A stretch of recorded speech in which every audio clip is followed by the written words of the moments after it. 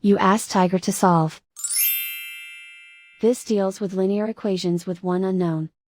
The final result is x equals 7. Let's solve it step by step. Simplify the expression. Expand the parentheses.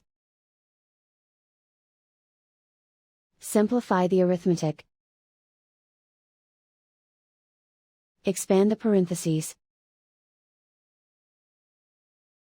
Simplify the arithmetic.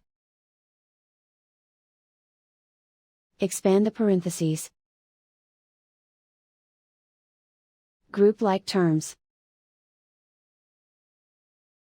Simplify the arithmetic. Group all constants on the right side of the equation. Subtract 2 from both sides. Simplify the arithmetic.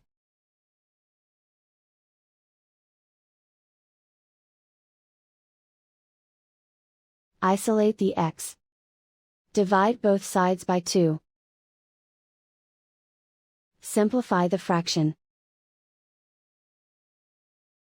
Find the greatest common factor of the numerator and denominator.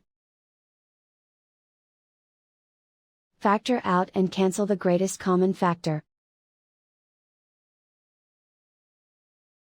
And so the final result is x equals 7.